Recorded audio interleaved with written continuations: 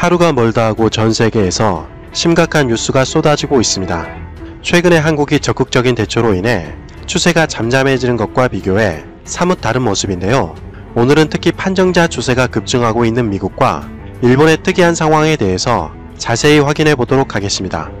현재 한국의 뛰어난 위기 대처 능력으로 인해 전 세계에서 한국의 도움을 요청하는 전화 문의가 쇄도하고 있습니다. 한국의 대응 모델이 현재 전 세계에서 초유의 관심사로 떠오르고 있는 것인데요. 외교부에 따르면 벌써 한국산 테스트 키트에 대해 수출을 요청하거나 지원을 요청하는 국가가 100여 개국에 달할 정도라고 발표했습니다. 당연히 상황이 먼저 발생한 중국에서도 테스트 키트가 존재하지만 세계 언론들에 따르면 중국산보다는 한국산 테스트 키트에 대한 신뢰도가 높아 세계 각국이 한국산을 찾고 있기 때문이라는 것입니다. 대표적인 예가 스페인인데요. 스페인은 중국으로부터 긴급 수입한 테스트 키트에 문제가 생겼다고 스페인 매체가 보도하기도 했습니다. 정확도가 80% 이상이 되어야 하지만 중국 제품의 경우 겨우 30%에 머물렀다는 것입니다. 그로 인해 중국산 테스트 키트는 가치가 없다며 깎아내렸습니다. 사실 30% 정확도라면 테스트를 하나마나한 수치입니다. 그러한 사실이 스페인 언론을 통해 밝혀지자 한국산 테스트 키트의 값어치는 더욱 올라가는 계기가 되었습니다. 소식통에 따르면 테스트 키트를 수출함으로써 얻는 금전적 이익도 있지만 그것보다는 훨씬 더 큰 무형적인 이익을 얻을 수 있다고 입을 모으고 있습니다. 이는 곧 한국산 브랜드에 대한 신뢰도를 상승시킬 뿐만 아니라 추후에 한국에 대한 이미지 제고에 매우 큰 역할을 한다고 보고 있습니다. 세계 각국과 기업들은 홍보를 위해 천문학적인 돈을 쏟아붓고 있습니다. 하지만 한국은 이번 사태를 모범적으로 극복해 돈을 거의 들이지 않고 천문학적인 홍보 효과를 누리고 있다고 볼 수 있는 것이죠. 이런 상황에서 위기에 처한 G20 국가 정상들마저도 한국의 노하우를 얻기 위해 동분서주한다는 소식이 들렸습니다. 문재인 대통령은 지난 3월 26일 밤에 G20 특별 화상 정상회의에서 각국의 조치를 방해하지 않는 범위 내에서 과학자, 의료인, 그리고 기업인 등 필수 인력의 이동을 허용하는 문제를 함께 모색해 나갈 것이다 라고 제안을 했습니다. 그리고 주요 정상들은 국제연대를 통해 이번 사태를 극복하자며 논의를 이어나갔습니다.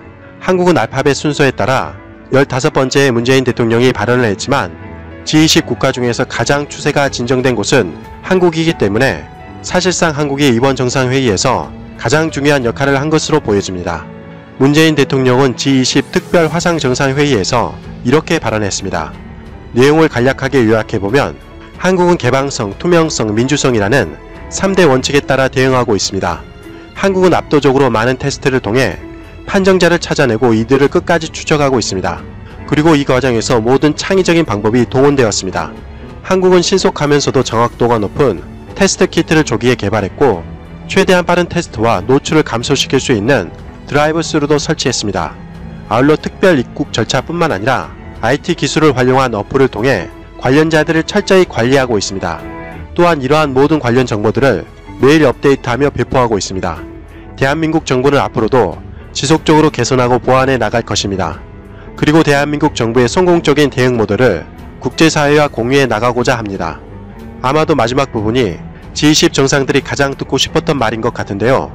위기는 곧 기회라는 말이 있습니다. 한국이 위기를 잘 극복하자 대한민국이 G20 정상회의에서 주도적인 역할을 하게 된 것입니다. 반면에 미국에서는 상당히 심각한 뉴스가 전해졌습니다. CNN 뉴스에 따르면 미국이 중국보다 판정자 수가 늘어났다는 뉴스를 보도했습니다. 지난 3월 27일 기준으로 미국은 판정자가 81,836명으로 중국에서 발생한 81,782명을 넘어서게 되었다고 합니다. 물론 일부 전문가들에 따르면 중국의 수치는 믿을 수 없다는 견해도 많이 있습니다만 현재 보이는 기록상으로는 미국이 중국을 넘어선 것은 분명해 보입니다. 더군다나 이렇게 급증하는 현상이 어디까지 이어질지 판단이 서지 않을 정도라고 합니다. CNN 기사에 따르면 미국에서는 판정자 수가 심각할 정도로 급증해 미국 전역에서 판정자 수요를 감당하기 어려울 정도로 혼란을 겪고 있다고 합니다. 익명의 미국 의료인은 이런 SNS를 남겼습니다. 마음이 진정되지 않아 잠을 자지 못했습니다. 나는 쉬는 시간에 화장실에서 울었습니다. 땀에 젖은 내 얼굴 등을 보며 집으로 가는 내내 또다시 울었습니다. 나 역시 지금 위기에 처해 있는 상황이지만 방문이 허락되지 않아 배우자와 부모, 자녀와 형제자매까지 볼 수가 없어서 울음이 멈추지 않았습니다. 라고 덧붙였습니다. 정말 미국이 얼마나 상황이 심각한지 알 것 같습니다. 또한 CNN 기사에서는 현재 뉴욕, 워싱턴, 캘리포니아가 진원지이지만 이제는 시카고와 디트로이트도 새로운 진원지가 될 수 있다고 전망하고 있습니다. 현재 미국은 판정자 사례가 폭발적으로 증가함에 따라 2주 내에 침상이 부족해질 수 있다고 경고했습니다. 또한 미국 일부 지역에서는 벌써 보호장비 등이 심각한 부족에 직면해 있다고 밝혔습니다. 이러한 상황이 지속되자 사업의 광범위한 폐쇄로 인해 미국인들이 실업급여를 신청하는 사례가 기록적으로 증가했습니다. 미국 노동부 통계에 따르면 약 330만 명의 미국인들이 실업수당을 신청했습니다. 미국 노동부가 1967년에 데이터를 축적하기 시작한 이래 미국에서 사상 최대로 실업수당을 청구한 건수라고 밝혔습니다. 이전 최고 기록은 1982년 10월 2일에 신청한 69만 5천 건의 청구였는데 그때와 비교가 되지 않을 정도로 폭증한 것입니다. 일부 미국인들은 2조 달러의 경기 부양 법안이 도움이 되기를 희망하지만 일부 분석가들은 이 법안마저도 충분하지 않다고 보고 있습니다. 2조 달러면 원화로 2,400조에 달하는 상상할 수도 없는 큰 금액인데 저것도 부족할 정도라니 아무리 경제 규모가 세계 최고라고 하지만 정말 미국의 상황이 매우 심각해 보입니다. 또한 CNN 기사에 따르면 하버드 대학의 한 전문가는 여름에 발병이 가라앉을 것이라는 희망은 현실적이지 않다고 보았습니다. 이번 상황은 12개월에서 18개월까지 지속될 것으로 보았으며 어떤 형태로든 이것과 함께 할 것이라고 박사는 말했습니다. 그리고 이 기간은 공식적으로 백신을 개발하는 데 걸리는 시간이라고 밝혔습니다. 일본 역시 상황이 심각한 것은 마찬가지인 것 같습니다. 도쿄올림픽이 연기되자마자 아베 총리는 기다렸다는 듯이 지난 3월 26일 상황대책본부를 설치했습니다. 그리고 아베 총리는 대책회의에서 주지사들에게 주민의 외출 자숙이나 사람이 많이 모이는 시설에 이용 제한을 요청하는 권한을 부여했습니다. 그것을 통해 주지사들은 도민들에게 21일 정도 자숙을 요청할 수 있으며 상황의 심각성에 따라 단축이나 연장을 유연하게 판단할 수 있도록 했습니다.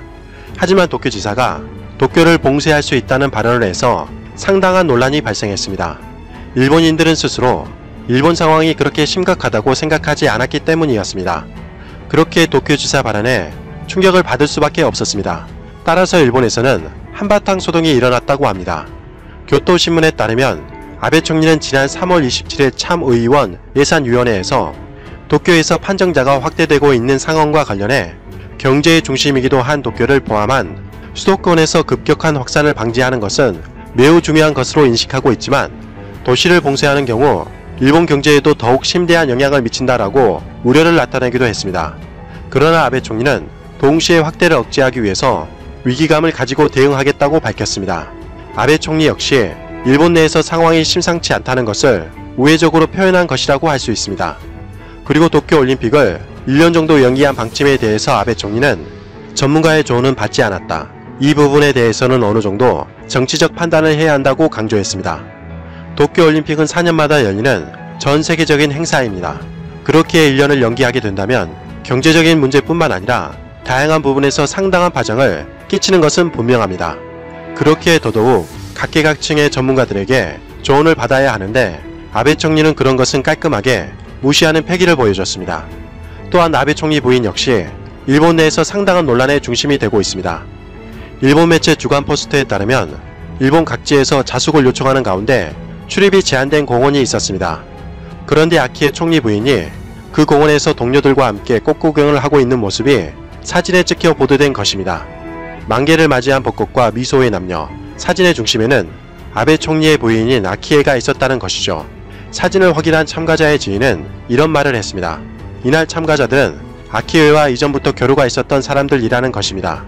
참 아베 총리와 그의 부인은 벚꽃을 좋아하는 것 같습니다.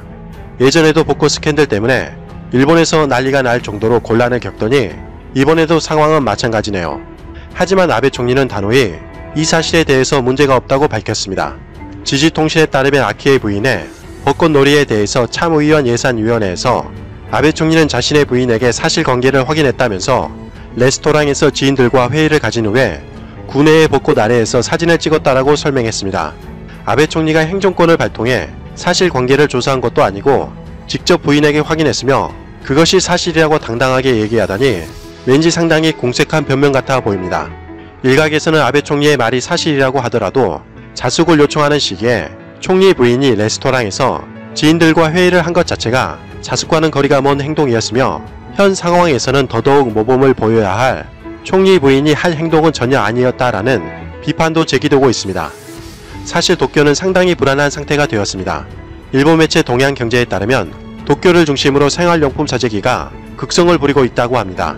한국은 현재 전 세계에서 기이하게 바라볼 정도로 차분한 상태이며 사재기 현상이 거의 없습니다. 그 모습에 전 세계 언론들은 한국인들의 시민의식에 대해서 극찬을 아끼지 않고 있습니다. 그러나 도쿄에서는 상황이 발생하자마자 사재기 현상이 일어나고 있었습니다. 그런데 도쿄지사가 지난 3월 25일 밤에 긴급 기자회견을 열고 현재 중대 국면이라고 발표한 시간을 기점으로 더욱 폭증한 것입니다. 기사에 따르면 이제는 컵라면이나 레토르트 식품과 쌀, 생수까지 모두 품절이 되어 귀가 도중에 저녁 식재료를 사려고 온 직장인들이 슈퍼마켓에 아무것도 남아있지 않는 것을 보고 비명을 내질렀다고 보도했습니다. 일본의 참담한 현실을 일깨워주는 단정적인 장면인 것 같습니다. 또한 일본 매체에 따르면 현재 교토에서는 관광산업이 급속도로 무너지고 있다고 보도했습니다. 2003년 이후 일본은 국제그룹 관광정책에 역점을 두었으며 특히 국제관광의 역량을 총집결했습니다. 하지만 3월 12일에 발표된 교토시 관광협회 데이터에 따르면 2월 이후 심각한 타격을 받아 숙박 가동률이 대략 40% 감소했다고 합니다. 교토 여관은 수익 제로가 속출했으며 중소 및 신흥 비즈니스 호텔은 더욱 심각해 가동률이 60%에서 70% 감소는 흔한 상황이 되었다는 것입니다. 그것도 정상가가 아니라 숙박 단가를 대폭 낮춘 상황에 발생한 것이라 매출액은 눈을 뜨고 볼 수 없을 정도로 심각한 상황이라고 기사에서는 보도했습니다. 문제는 2020년 도쿄올림픽 특수를 노리기 위해서 일본 곳곳에서 수많은 숙박시설이 건설되었다는 것입니다. 기사에 따르면 사실상 일본은 호텔 버블 시대였는데 현 상황과 더불어 도쿄올림픽마저도 1년이 연기가 되었기 때문에 일본 관광산업 전체가 무너져 내리는 것 아니냐는 우려의 목소리도 흘러나왔습니다. 지난 3월 26일 뉴욕타임즈에 따르면 일본은 현재 외출을 제한하고 있지 않음에도 불구하고 끔찍한 상황을 피하고 있다면서 이유를 몰라 당황스럽다고 밝혔습니다. 그러나 일본은 의료체계가 무너지는 것을 피하기 위해서 의도적으로 테스트를 제한하고 있다는 견해를 소개하자 미국 컬럼비아 대학의 전문가들은 일본의 방식은 매우 위험하다며 사태가 수면 아래에서 악화될 때까지 깨닫지 못할 우려가 있다고 경적을 울렸습니다. 현재는 미국이 위기 상황이지만 앞으로 여전히 소극적으로 대처하고 있는 일본이 가장 우려스러운 국가가 될 것 같습니다. 이런 상황에서 100여 개국이 넘는 국가들이 한국산 테스트 키트를 요청하며 번호표를 뽑고 대기하는 모습이라니 정말 대단한 것 같습니다. 이상 가치왕 채널이었습니다. 지금까지 시청해주셔서 진심으로 고맙습니다. 시청자님들 항상 건강하시고 복 많이 받으세요. 일본 정도는 쉽게 뛰어넘을 수 있습니다.